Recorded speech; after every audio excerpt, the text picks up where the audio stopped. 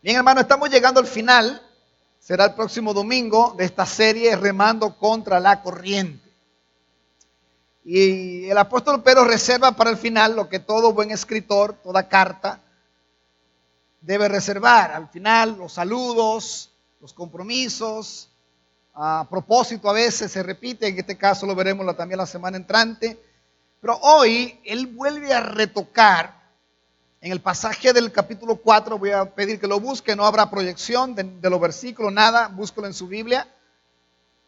Del capítulo 4, versículo 12 al 19, hasta el final del capítulo. Hoy él va a volver a tocar el tema del sufrimiento, pero de otra manera distinta, una manera distinta. Pero de nuevo, desde el primer mensaje hasta el último mensaje, el tema del sufrimiento está presente. Recuerden que ya hemos visto la bendición de ser salvo, o la bendición de la salvación, en la primera parte de esta serie, hasta llegar al capítulo 2, versículo 10. Luego el apóstol detalló la necesidad de vivir remando contra la corriente, usando el término que hemos usado, en un contexto de hostilidad, de conflicto, de dificultades. Y eso comienza a partir del capítulo 2, versículo 14 en adelante, hasta llegar, vamos a decir, al 4:11, que es de donde partimos en esta mañana. Ahora, el mensaje de esta mañana nos va a exhortar a vivir en el seno de una comunidad local o iglesia. Y eso va a ser importante hoy y el domingo. Recuérdense que yo hablaba, y de hecho cuando introduje el tema de la salvación, que aunque la salvación es individual, estamos ante una carta puramente comunitaria, hablando con frecuencia sobre cómo vivir en esa comunidad que es la iglesia. Y el apóstol Pedro va a terminar con ese sabor la próxima semana. En cierto sentido, este pasaje nos va a aclarar un poco más que ser cristiano no es un paseo por el parque. Sería bonito que ser cristiano solo sea venir a la iglesia, o que simplemente sea yo recibo a Cristo como Señor y mi Salvador, me doy un paseo por el parque y nos vemos en el cielo. Pero es mucho más que eso. Ser cristiano es mucho más que salir de la pobreza. Hay gente que va a la iglesia porque quieren salir de la pobreza. Es más, yo he escuchado gente aconsejándole, tú necesitas convertirte para que salgas de la pobreza. Es mucho más que eso, es más, es lo contrario a eso. No significa que todas las cosas que tengamos están a pedir de boca. Señor, necesito un Mercedes y mañana, ya. Eso no es ser cristiano. Ese no es el cristianismo que Pedro nos va a presentar y nos ha presentado hasta acá. No significa que se acabarán las discusiones en el hogar. Habrán conflictos, siguen habiendo conflictos en nuestros hogares. No significa que todos tus proyectos van a ser ejecutados al 100%. No es verdad, eso no es el evangelio. Ser cristiano en el contexto comunitario, o sea, en la iglesia, y voy a recordar un poco lo que hemos visto, lleva a amarnos profundamente. Ok, estoy viendo cara media desacuerdo conmigo porque sabe que hoy viene quillado con su mujer, algunos quillados con el pastor. Hello. Comencé a dar clase hoy de mero principio, voy a facilitar, y están encantados conmigo ese grupo. ¿Sí o no? Ajá. Están tan encantados que me aman. Ya todos están casi en un 90% del curso tomado, porque entendieron la metodología. Casi no me dejaron hablar, excelente. Entonces, pero por ahí hay gente que se quilla con el pastor porque ¿para qué estudiar tanto? Todavía sigo escuchando esas cosas. ¿Y por qué hay que estudiar primero principio? Ay, Dios mío. Pero está bien, es mucho más que eso. Ser cristiano conlleva amarnos profundamente, que vivamos como piedras, recuerdan el pasaje del capítulo 2, a la luz de la piedra angular que es Jesucristo. Ser cristiano es mucho más que nosotros venir a la iglesia, es mucho más que simplemente bautizarnos. Ser cristiano implica someternos por ese amor unos a otros. Vamos a enfatizar eso más el domingo, que está muy claro en la palabra. Y de hecho el domingo vamos a ver que hay que someterse a los pastores.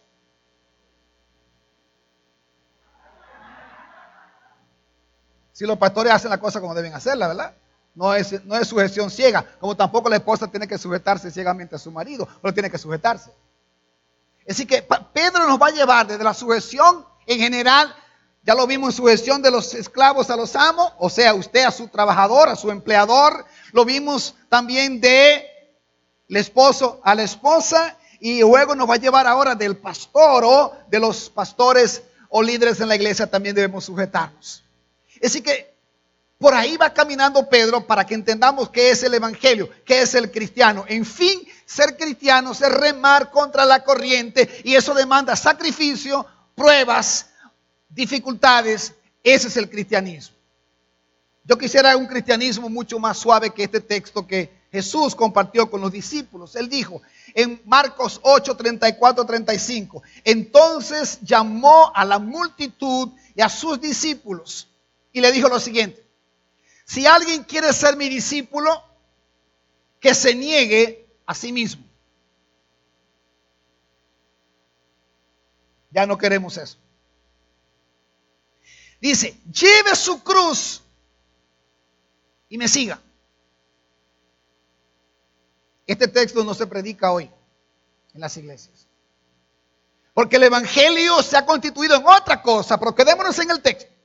Porque el que quiera salvar su vida la perderá, pero el que pierda su vida por mi causa y por el evangelio la salvará. No al que lo matan porque estaba robando, no. No al que lo meten en la cárcel porque siendo cristiano se llevó un montón de dinero para su cuenta bancaria. No, el que pierde su vida por causa del evangelio.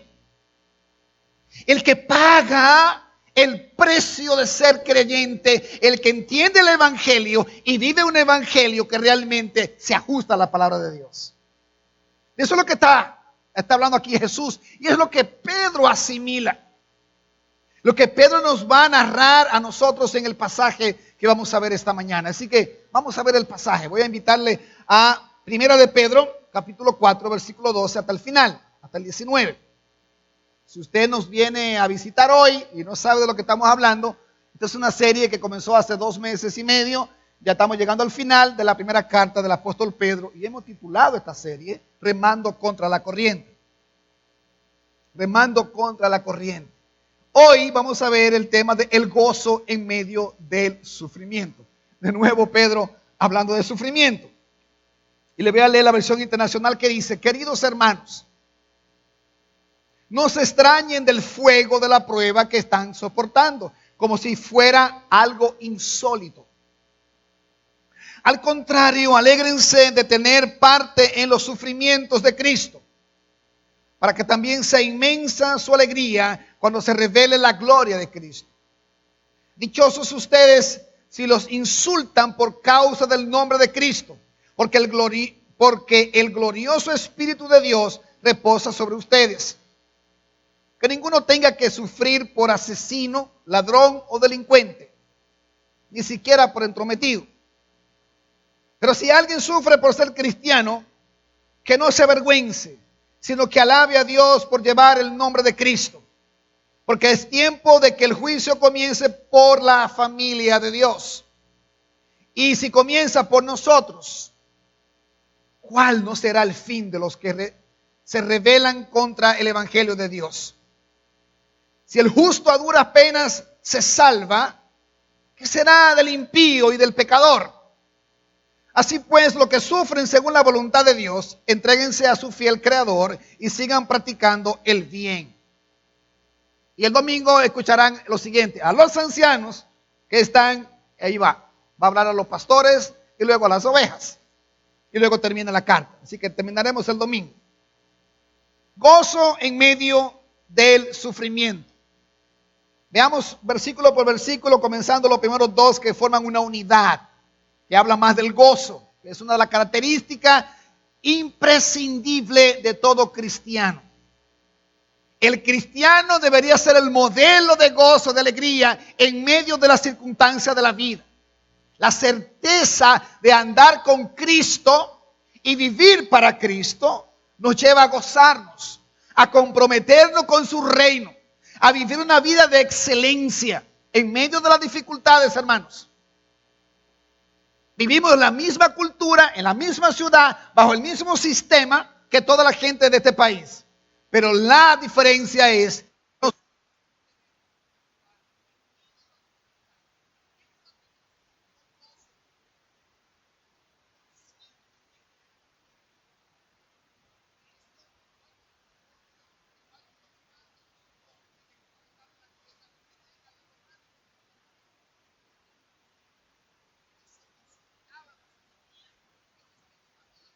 a Palestina.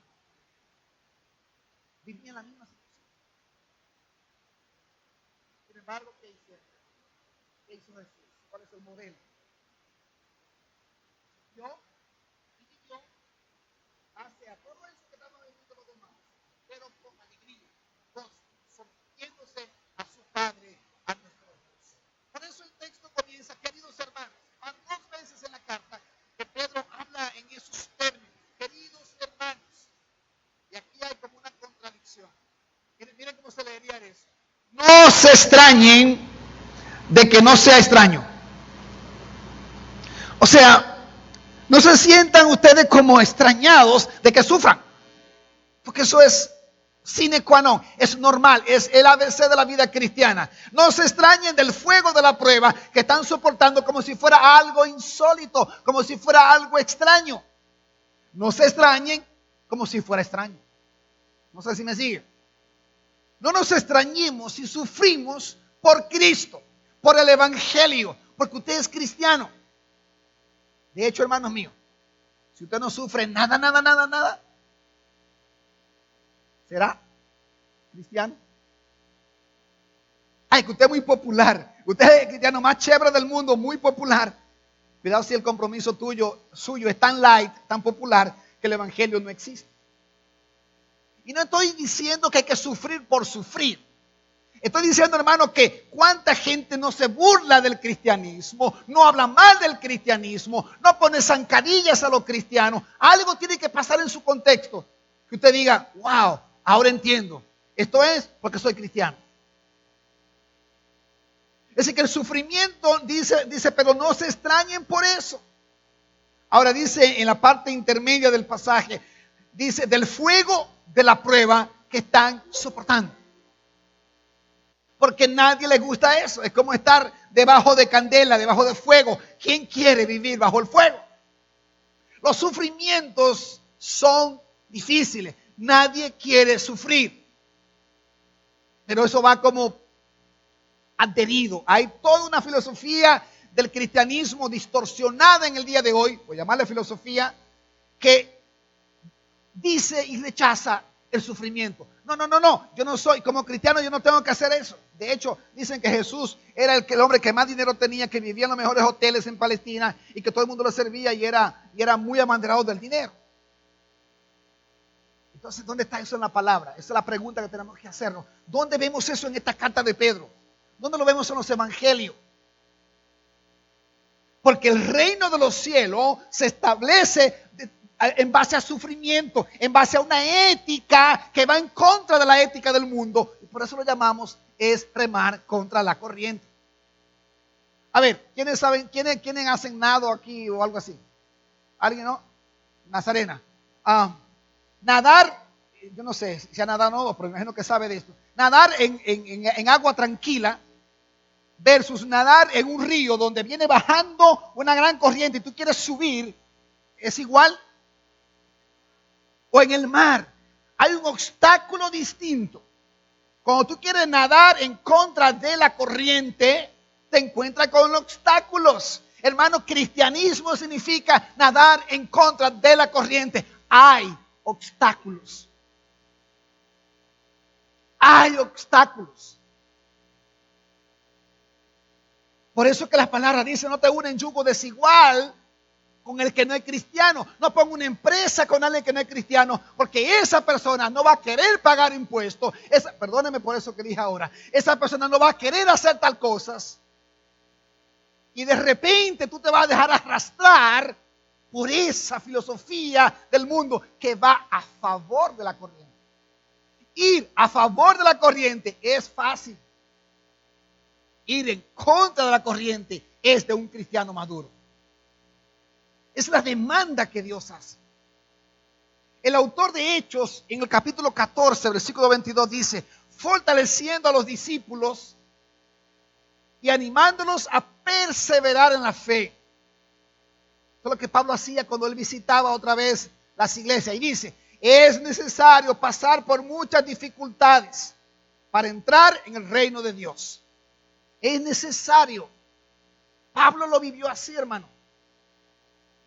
Yo no entiendo otra manera de ser cristiano. Por lo tanto, necesitamos dejar de pensar en ser cristianos en una especie de transición. Hay gente que dice: si me porto bien, Dios me bendice. Si me porto mal, Dios no me bendice. Y yo pregunto, ¿dónde está eso en la Biblia? ¿Dónde está eso? Entonces vamos a la iglesia por una motivación equivocada. Es una actitud perjudicial al evangelio. Dios me bendice por su gracia.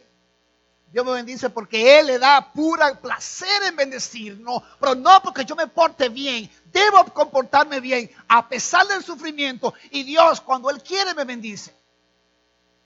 Su bendición no se compra porque yo me comporte bien. No es cierto, hermano mío. Entonces tenemos un cristianismo como en transición. Como un cristianismo que no nos hemos apegado a la palabra de Dios. Y por eso nuestro énfasis en primeros principios en la iglesia, para que tú conozcas la profundidad de las aguas con las que tú tienes que nadar. Porque no es fácil ser un real cristiano en el día de hoy. No es fácil, hermano. Cuando tú ves que esos muchachos que eran compañeros del barrio se engancharon a la política y son multimillonarios. Y tú, guayando la yuca. O de repente tu compañero de la universidad, estudiaron juntos, derecho los dos, tú estás haciendo la cosa bien hecha y el otro es multimillonario defendiendo a aquellos. Tú dices, pero por Dios, pastor, ¿no puedo hacer algo parecido aunque sea una vez en la vida? Entonces, por eso es que primero principio, estudiar la palabra profundamente te va a dar pecho para tú poder remar en contra de la corriente, hermano. Porque de otra manera vamos a sucumbir. Y el cristianismo se vuelve en un negocio, en una forma de trueque. Y te doy para que tú me des. Y siembro para que tú me coseches.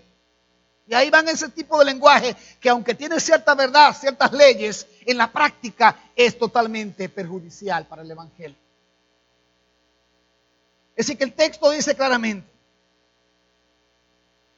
queridos hermanos, no se extrañen como si fuera extraño de ese fuego pasajero que estamos viviendo. El versículo 13 dice lo siguiente, y ahí terminamos estos primeros dos versículos. Al contrario, gócense, alégrense de tener parte en los sufrimientos de Cristo, para que también sea inmensa su alegría o su gozo cuando se revele la gloria de Cristo. ¿Cómo puedo tener yo parte en los sufrimientos de Cristo? Ya Cristo fue crucificado. Ya no tengo que volver, no tiene que volver a morir. Lo que está diciendo aquí es una expresión que usaban mucho los creyentes, y es vivir la vida cristiana. Cristo dejó el ejemplo, dejó el modelo. Y a la medida que yo me alegro de padecer, aunque sea un 1%, por mi carácter, por un carácter cristiano, por vivir la vida cristiana, los sufrimientos que Cristo experimentó en la cruz y en su vida terrenal, entonces yo me hago parte de su reino. Porque su reino implica una gran victoria. Por eso dice, cuando se revele la gloria de Cristo, cuando Cristo vuelva.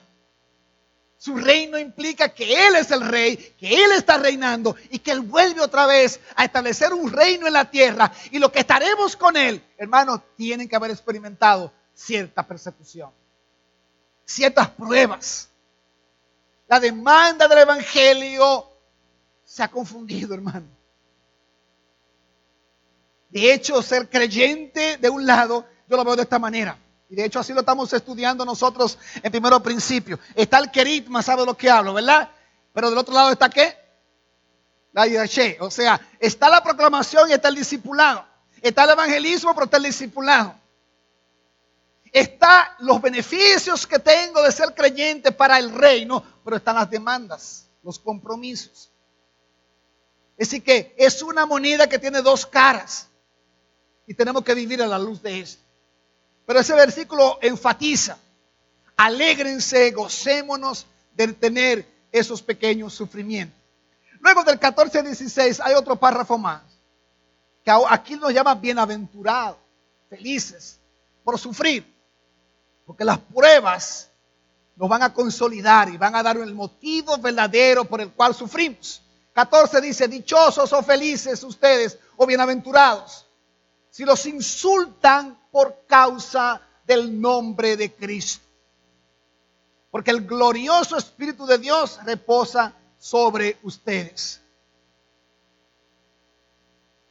Llama felices, llama dichosos. De hecho, ¿qué es lo que dice el Señor Jesús en Mateo 5:10? Dichosos los perseguidos por causa de la justicia. ¿Qué significa eso, hermano? Que si tú, por ser justo, hombre o mujer, porque tú aplicas justicia en tu forma de actuar, eres perseguido, eres bienaventurado. Por causa de la justicia, porque el reino de los cielos les pertenece. El 11, dichosos, estoy en Mateo 5, serán ustedes cuando por mi causa la gente los insulte, los persiga y levante contra ustedes toda clase de calumnias.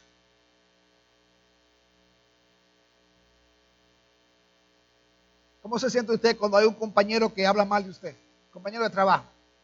Ay, pastor, y vienen llorando, y está bien, entiendo. A partir de ahora te debería decir, con la sonrisa aquí atrás: ¿y qué es lo que te pasa, hermano? Que me están insultando. No porque roba, porque si es así, hermano mío, no se ponga contento. No porque es un vago, porque no trabaja, porque llega tarde. No. Porque usted actúa con justicia. Porque usted vive con integridad. Miren lo que dice el texto después: alégrense y llénense de júbilo, porque les espera una gran recompensa en el cielo. Así también persiguieron a los profetas que los precedieron a ustedes. Miren la diferencia del evangelio. Otra cosa no es evangelio, hermano mío. Distinto a esto no es. Porque hay de todo en este momento. Y tenemos que estar muy conscientes de eso. No se confundan. No se confundan con esto. Necesitamos vivir a la luz de lo que el evangelio nos dicta, de lo que Jesús realmente nos deja bien claro. Porque el glorioso Espíritu de Dios reposa sobre ustedes. Hermano mío, si usted tiene a Cristo en su corazón, si el evangelio está en su vida, el Espíritu Santo está con usted. Él está en su vida. Él reposa sobre usted. Recuerdo aquel pasaje de Hechos de Esteban, Hechos 7:55, que dice: lleno del Espíritu Santo. Esteban, lleno del Espíritu Santo, fijó la mirada en el cielo y vio la gloria de Dios y a Jesús de pie a la derecha de Dios. ¿Y en qué momento fue que él vio eso? Cuando estaba en una playa del Caribe. ¡Ay, qué rico! Quisiera estar ahí, ¿verdad? Lo estaban apedreando y lo mataron. Antes de morir dice que él vio en los cielos la gloria de Dios. Y él vio a Jesús sentado. Persecución. Pero el Espíritu Santo estaba con él. Lleno, dice el texto. Pero Esteban lleno del Espíritu Santo. Porque el Espíritu Santo está contigo, hermano mío, y que yo sepa, porque es lo que me ha pasado a mí. Si no te ha pasado a ti igual, habla conmigo para ver qué es lo que está pasando. Pero que yo sepa, cuando yo hago algo injusto o algo mal, el Espíritu Santo me redarguye. ¿Cómo me siento? Con un sabor amargo, molesto, incómodo. Porque el Espíritu mismo me redarguye de que actué incorrectamente. No lo hice justo. No fui justo al hacerlo. Fui injusto al hacerlo. Ahora, todo eso, hermano mío, y mi hermana, si soy creyente, es totalmente pasajero. Por más que sufra aquí en la tierra, en mi caso que tengo 50 y pico de años, pronto llegaría a los 70, yo espero llegar a los 90 y después voy por el cielo. Nadie va a durar aquí 130 años. Sabe que todo el mundo quiere que durar más. Y las estadísticas nacionales que estamos durando menos. Y yo creo que va a ser así. Por más tecnología que haya, la tecnología nos está volviendo loco y ya no aguantamos ni llegar a 70 ni 80 años. Es decir, que pasajero, por más que duremos en la tierra. Miren lo que dice Pablo en Corintios, 2 Corintios 4:17. Pues los sufrimientos, escuche esto, anótalo en su bosquejo. 2 Corintios 4:17. Pues los sufrimientos ligeros y efímeros. Repita conmigo, ligeros y efímeros, que ahora padecemos, producen una gloria eterna que vale mucho más que todo sufrimiento. Gloria a Dios.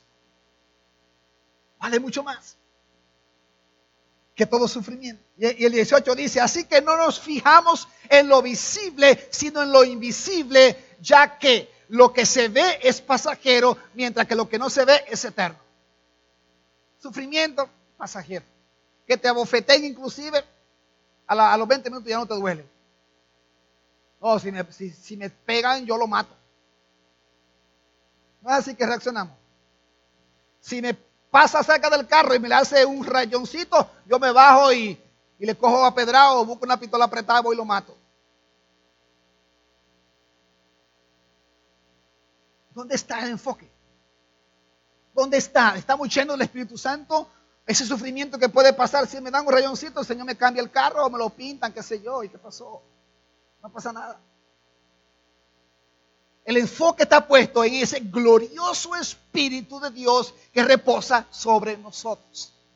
Y ese es el llamado de Pedro acá. Versículo 15.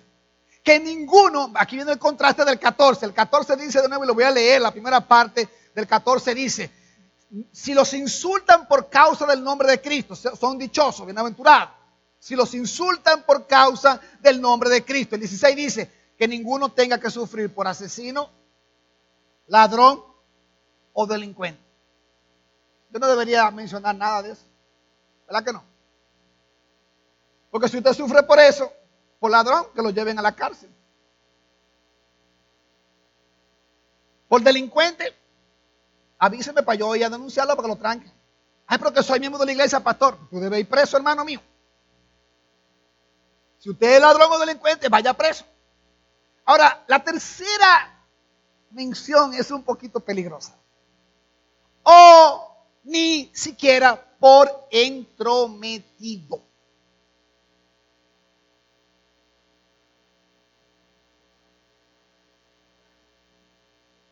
Por metiche. Esa palabra en el griego lo que está diciendo es esto. Ni siquiera. Porque tú veas que un hermano está haciendo algo y tú dices que lo quiere ayudar para que él madure en la fe. No te metas en la vida de tu prójimo. Díselo al Señor. Y si tú entiendes que es correcto, que hay que decirle algo, dile, pero no te metas. No sea metiche. No te entrometas. Si tú sufres porque te vive entrometiendo en la vida de los otros, sufre bien, hermano. Adelante. El Señor te va a enseñar. No sufra por eso, hermano mío. Deja, ámalo, ora, no te entrometas en la vida de los otros. Ora por esa persona. Y claro, en el amor de Cristo tú le puedes decir, oye hermana, vi tal cosa, vi que usted, pero en verdad tú la quieres corregir o tú lo que quieres, no sé si me sigue. Porque muchas veces no queremos corregir por amor, lo que queremos es meternos. Es que esa hermana viene con unos pantalones muy apretados. Y tú sabes que comenzamos de manera farisaica a entrometernos en la vida del otro, pero dice la palabra, no te fijes tanto en la paja de tu prójimo, sino en la viga que hay en tu ojo. Y muchas veces ese legalismo detrás se disfraza de otro problema que tú no quieres mencionar. Y por eso que aquí dice, ni siquiera por entrometido, no sufra por eso. Es igual que ser ladrón y ser delincuente. porque está en la misma categoría. Se lo pongo así, yo no lo pude poner en la pantalla, pero el diagrama es así. Que ninguno tenga que sufrir por, 2 puntos, debajo, asesino, debajo, ladrón, debajo, delincuente, y debajo, ¿qué? Metiche. Igual tenemos que cuidarnos, hermanos míos, de no meternos en la vida de los otros, porque la comunidad sí lleva a amarnos profundamente, ¿sí o no? Ser hospitalario, que se me olvidó mencionar ahorita, ser hospitalario, pero si tú vas a hospedar a alguien para después salir por ahí a deflecarlo, mejor no lo hospede. Si tú vas a darle una comida, lo invitó a comer o le trajo algo, entonces después va por ahí a comentarlo, hermano mío, vas a sufrir. Pero vas a sufrir porque estás haciendo incorrectamente lo que estás haciendo. La vida cristiana no es para estar publicando las cosas. Pedro no pone de relieve las acusaciones principales de lo que sería un pagano, ladrón, delincuente. Pero él añade entrometido, metiche, chismoso. El que interfiere en los asuntos de los demás, sobre todo tratando de legislar la moralidad de otros. Yo no estoy llamado a ser un legislador de la moralidad de los demás. Claro, puedo usar la palabra, puedo hablarle con la palabra, pero al final te toca a ti tomar la decisión. Y si hago eso de amonestarte con la palabra, debería ser en lo privado.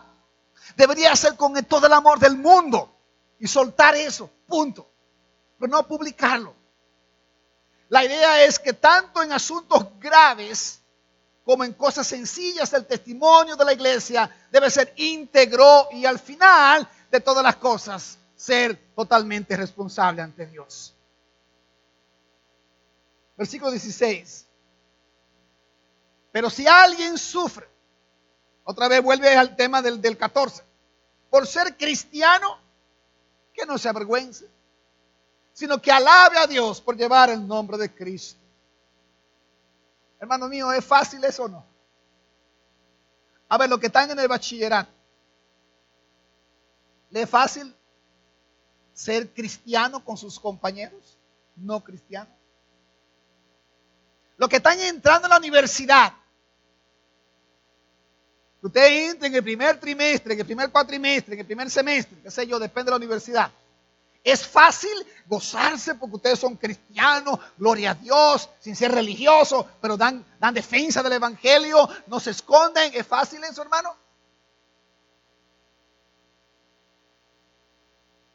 Viva, como dice el texto, y no se avergüence de ser cristiano. No se avergüence.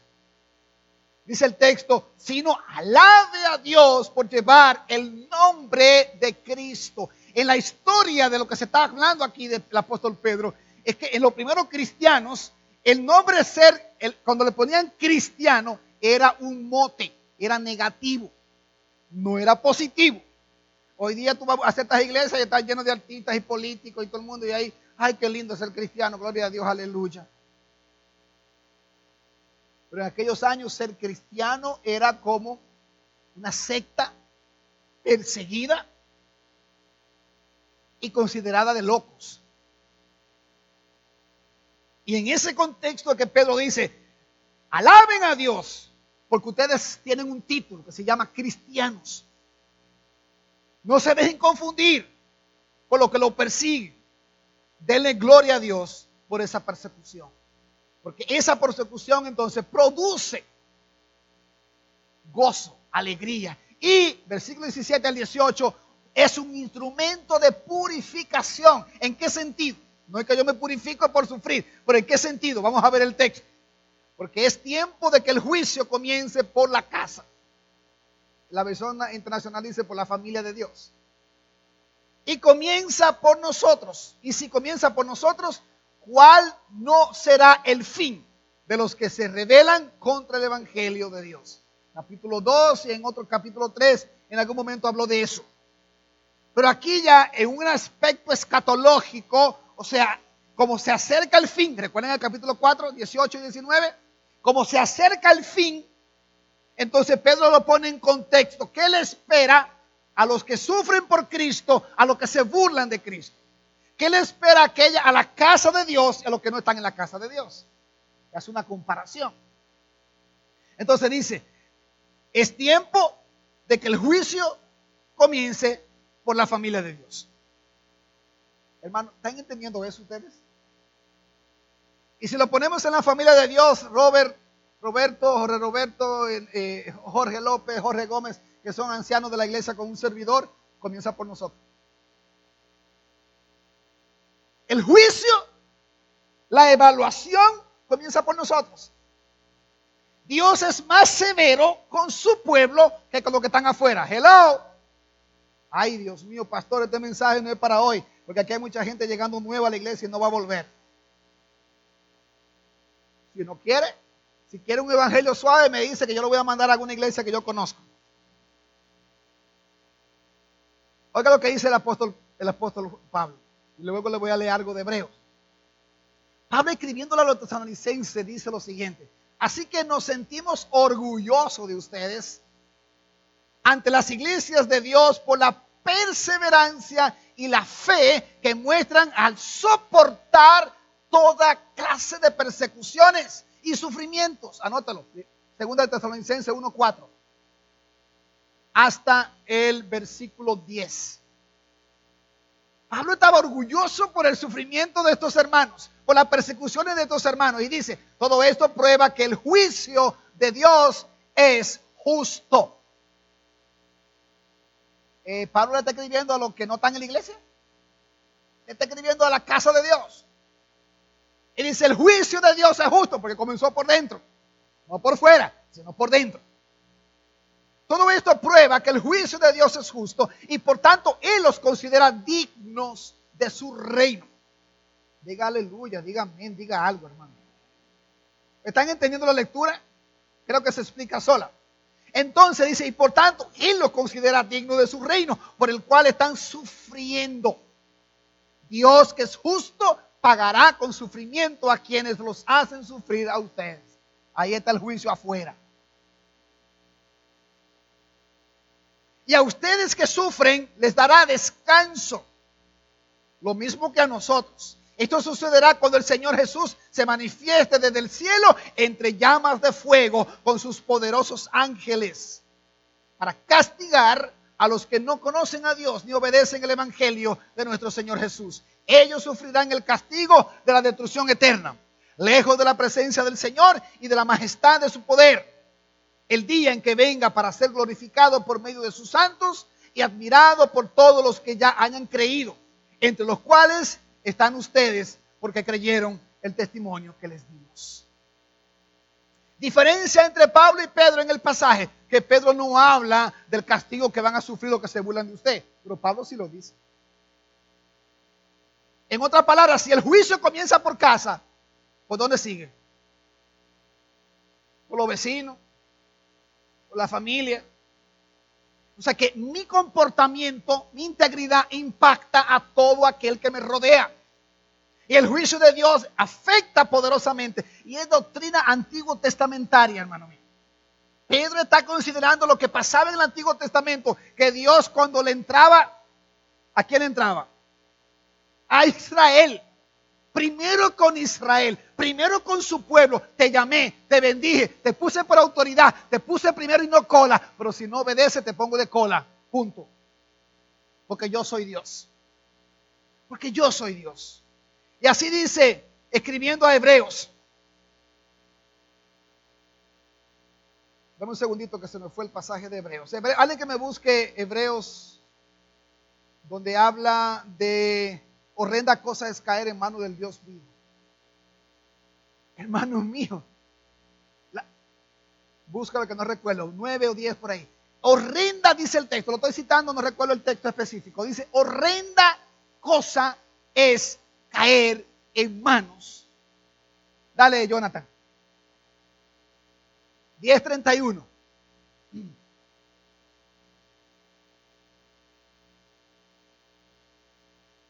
Anoten en su bosqueo para que lo analicen en la semana. Hebreos 10:31. Horrenda, terrible situación es caer en manos de Dios. Porque mano de Dios significa que tú eres.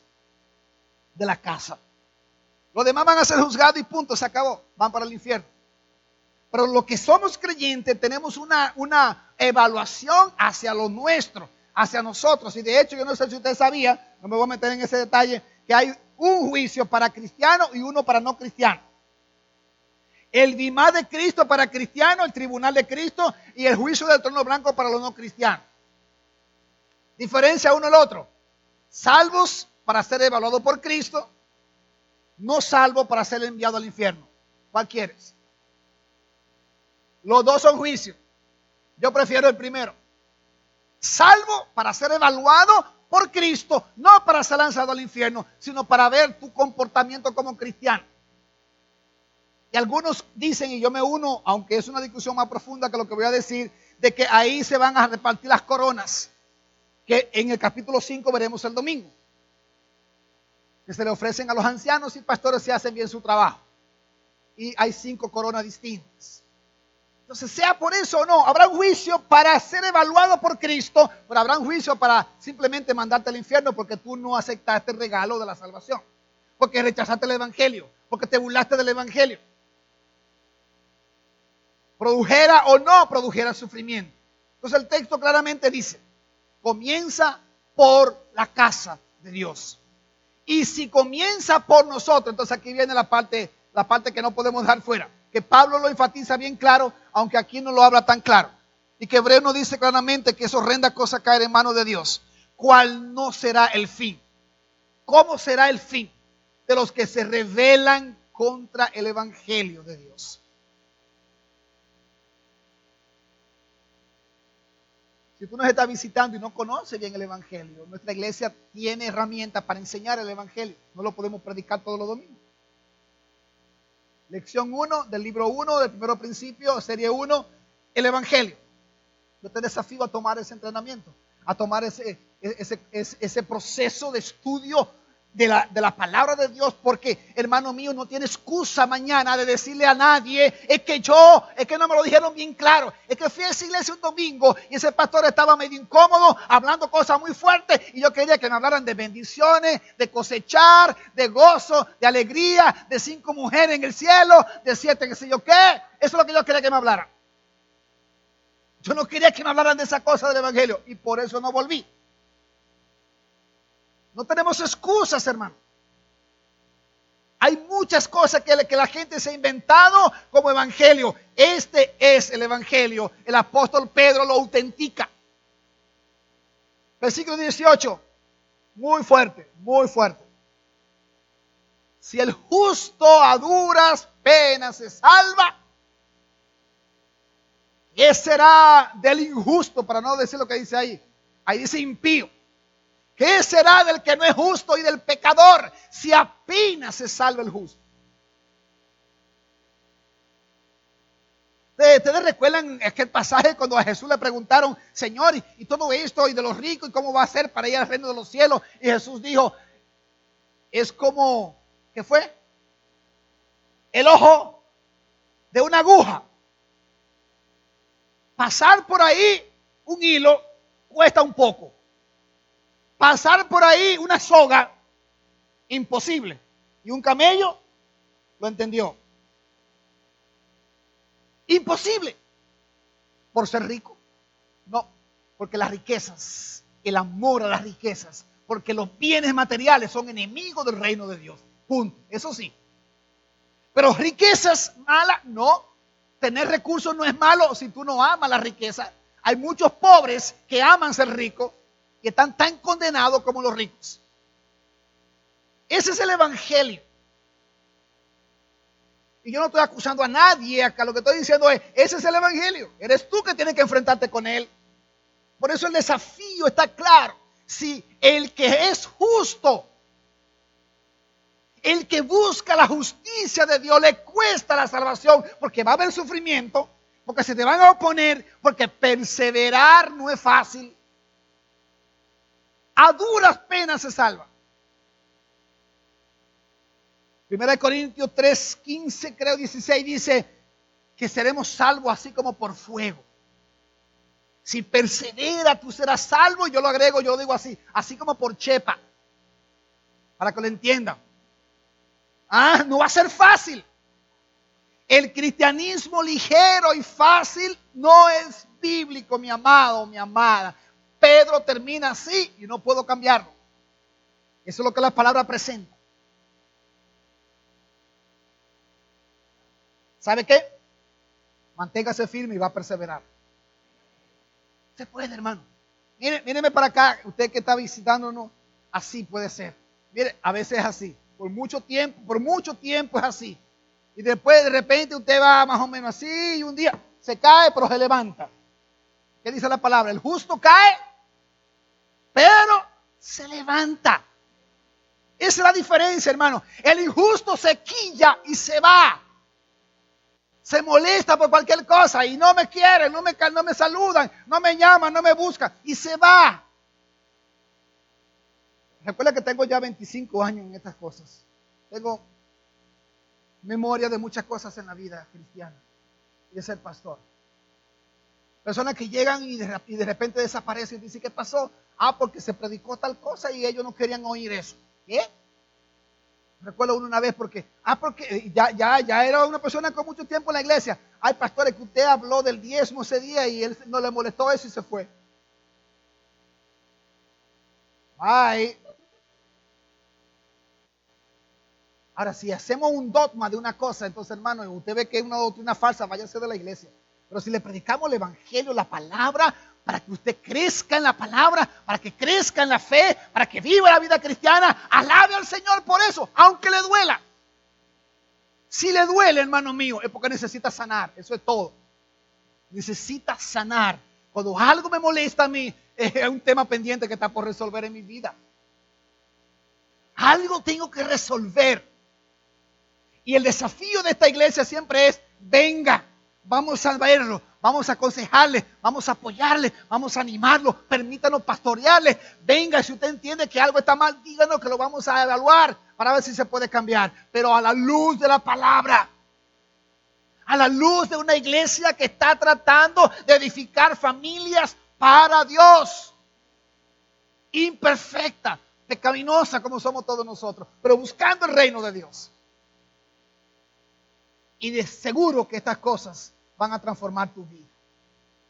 Dice 1 Corintios 11:32, pero si nos juzga el Señor, nos disciplina para que no seamos condenados con el mundo. Si el Señor me juzga, es una disciplina. Pero ¿por qué me disciplina? Hebreos 10. ¿Por qué? Porque me ama. Porque no quiere que yo sea condenado con el mundo. El fuego de las pruebas nos separará verdaderamente de lo que son comprometidos y lo que entre comillas son comprometidos. Un compromiso parcial, superficial, no es compromiso, hermano mío. Cristo nos desafía aquí, el apóstol Pedro, para que nosotros vivamos un serio compromiso con Jesús. Un compromiso que implica el sufrimiento, pero un sufrimiento con alegría. El Nuevo Testamento realza, enfatiza que Jesús sufrió, Él dio el ejemplo, Él dio el modelo, y eso implica que yo debo seguir esas pisadas de Jesús. Terminamos con el último versículo 19 que dice, así pues, los que sufren según la voluntad de Dios, entréguense a su fiel Creador y sigan practicando el bien. Dios lo bendiga, dice Pedro. El domingo le voy a hablar de los ancianos. Entonces Pedro se despidió así. Sufran, hermanos míos, practiquen todo, hagan todo eso, pero entréguense a su Creador y practiquen el bien. Hagan las cosas que agradan a Dios. Así que aquí hay dos consejos. A los creyentes, afirmémonos, metámonos en los primeros principios, en la práctica del Evangelio. Vivan de una manera entregada a Cristo, al fiel Creador. Practiquen el bien todo lo que ustedes puedan. Ahora, a los no creyentes, ¿qué le diría Pedro para terminar? Acérquense al Creador.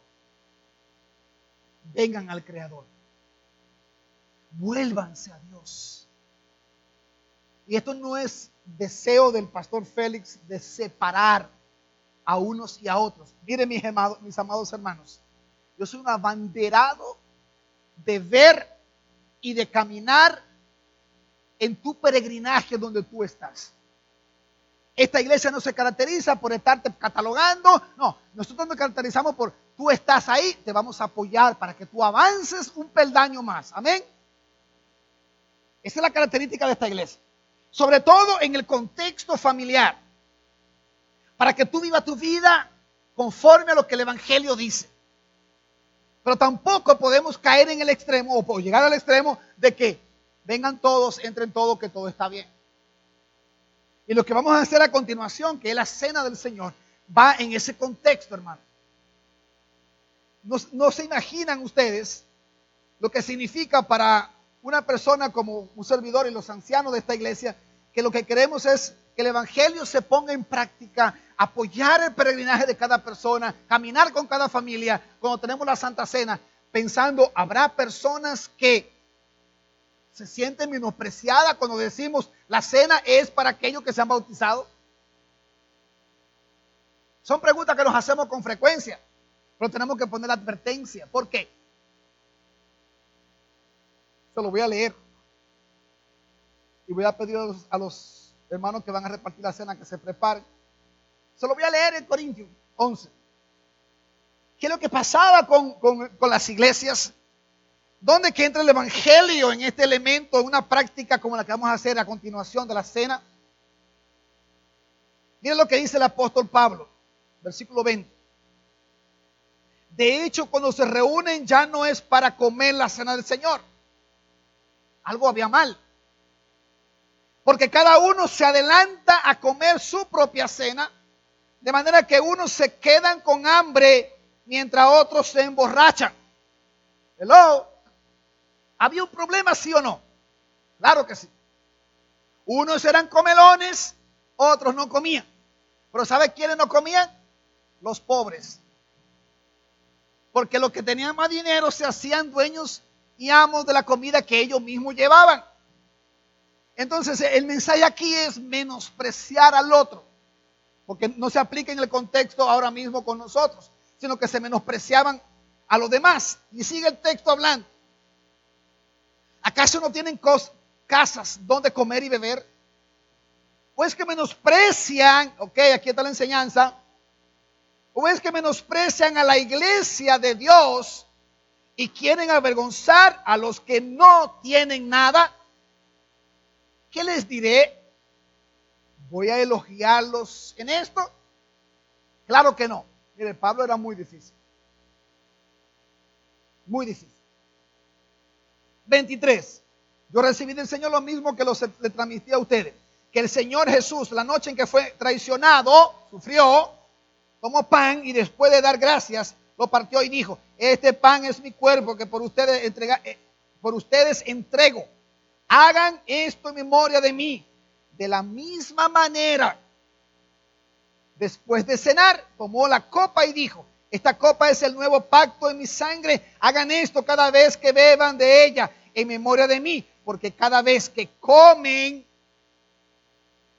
este pan y beben de esta copa, proclaman la muerte del Señor hasta que Él venga. Proclaman, anuncian, comparten, se hacen partícipes de los sufrimientos de Cristo en lenguaje del apóstol Pedro.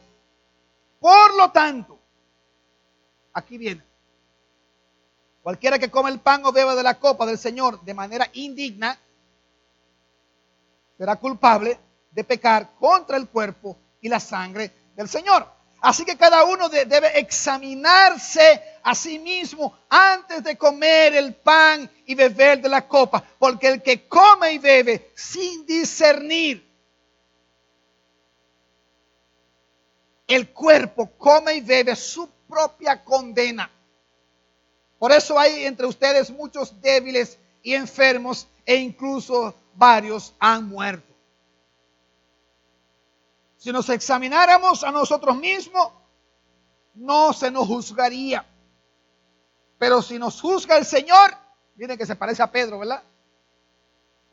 Si nos juzga el Señor, nos disciplina para que no seamos condenados con el mundo. Por eso se lo quise leer, porque es casi lo mismo que vio Pedro. Entonces, ¿qué es lo que está diciendo acá? Tengo que ponerlo en contexto para que entendamos, especialmente las personas que vienen primera vez a la iglesia y no conocen bien de lo que estamos hablando. La exhortación del apóstol Pablo es que la cena, en palabras llanas, es para la iglesia. O sea, es para el contexto de la iglesia, comunitario. La cena del Señor, para tú tomarla, entonces tú debes ser parte del cuerpo. Esta mañana una hermana me recordaba en la clase de primero principio algo que yo repito cuando enseño clase 101, y es: no es suficiente con creer, tú necesitas pertenecer. Porque los demonios creen, pero no son miembros de tu iglesia. Santiago dice: creen y tiemblan los demonios. Es decir, que no es suficiente. La gente dice: yo creo en Cristo, yo creo en Cristo. Ok, ¿dónde tú estás echando raíz? ¿De dónde tú eres parte? ¿Dónde te has bautizado? ¿A quién te estás sujetando? ¿A quién da cuenta? Miembro de la iglesia, parte de la iglesia. Por eso que decimos, si tú no te has bautizado, ya el filtro se para ahí. No le recomendamos, no va a pasar nada si lo haces en el sentido de que, ay, el Señor va a mandarte un rayo y te va a matar. Si tú lo haces inconscientemente, tranquilo. Ahora, si tú, sabiendo que estás pecando, sabiendo que no eres, te injerta porque te da vergüenza, porque, ay, ¿qué van a decir? Déjame yo tomarlo. Hermano, dice ahí el texto claramente: si el Señor te juzga, qué bueno, porque te va a disciplinar. Yo prefiero su disciplina antes su juicio. ¿Van conmigo, mis amados? Si tú no visitas, bienvenido a la iglesia. Vamos a dar la bienvenida más adelantito. Pero no eres cristiano bautizado en una iglesia cristiana evangélica, te animamos a que sigas llegando a la iglesia. Y pronto habrá tiempo para bautismo. Entonces, ya después de bautizado, te animamos. Es práctica común de la iglesia que tú tomes la Santa Cena. Amén. Ok, antes de tomar la cena, sí quiero hacer un llamado. Lo voy a hacer ahora. Y ya pueden ir pasando los hermanos que me van a ayudar. Pero quisiera que cerraran sus ojos. Esto es un llamado para ti, no para el vecino que está a la par tuya. Es un llamado para mí. Mis hijos tendrán que responder a ese llamado, mi esposa, todos nosotros. ¿Cómo estamos caminando? ¿Cómo estamos caminando la vida cristiana? ¿Cómo estoy viviendo la vida cristiana? A la luz de Pedro. Si tú has caminado en esta serie, ya sabes lo que estoy diciendo. Si has llegado recientemente o hoy a la iglesia, ¿cómo está tu vida con Cristo? Si hoy tuviera que responder a una evaluación de Cristo, ¿cuál sería tu respuesta? Escucha, mi amado, mi amada, si lo justo apenas se salva, y no estamos dudando de tu salvación, si eres cristiano, fiel, has recibido a Cristo, tú te haces justo no por tus buenas obras, sino porque Cristo te justifica. Eres justo en el nombre de Jesús. No tienes que vivir la vida cristiana batallando, peleando contra las acechanzas, peleando contra las tentaciones, dándole de frente, viendo a Cristo, reconciliándote, volviendo otra vez, levantándote cuando te caes, viviendo la vida. Si esa es tu batalla diaria, bienvenido a la vida cristiana. Si hay algo que está fallando, hoy es el día antes de la cena de venir. Señor, por favor, tómame en tus brazos. Voy a orar por ti ahora, Señor. Mira aquellos que están batallando, que quizás han tambaleado un poco y le ha costado levantarse en esta mañana antes de tomar tu cena. Levántalo, Señor, levántalo para que puedan participar de la cena, hagan un compromiso de alejarse del pecado, de renunciar a lo que estaban haciendo y vivan para Cristo. Ahora levanta tu pueblo. Tú no has salvado un pueblo para andar cabezas abajo. Tú has salvado un pueblo para que la cabeza nuestra esté puesta en alto, mirando a la cruz, alabando su nombre, dando gracias al Cristo de la gloria porque te salvó. Para eso Dios nos salvó, hermanos. Ten misericordia de nosotros, Señor Jesús. Ahora, si tú no has hecho un encuentro, no te has entregado a Cristo, no has hecho esa reconciliación entre tu vida pasada y la vida en Cristo, ¿por qué no le dices al Señor con tus palabras? Pero te voy a guiar. ¿Por qué no le dices al Señor que te perdone? Dile ahí, con tus palabras: Señor, perdóname. Díselo al Señor. Si ha venido esta mañana, esta tarde ya a esta iglesia, es porque Él tiene un plan, un propósito en tu vida. Vida eterna, darte el regalo de la salvación. Así que dile a Cristo, perdóname, Señor, perdóname. Ahora dile, Señor, me entrego a ti. Sálvame, quiero ser tu hijo, tu hija. Sálvame, Señor. Me basta con tu salvación. Me basta con tu gracia. Señor, dame de tu gracia, dame de tu justicia, porque quiero ser un hijo o una hija tuya.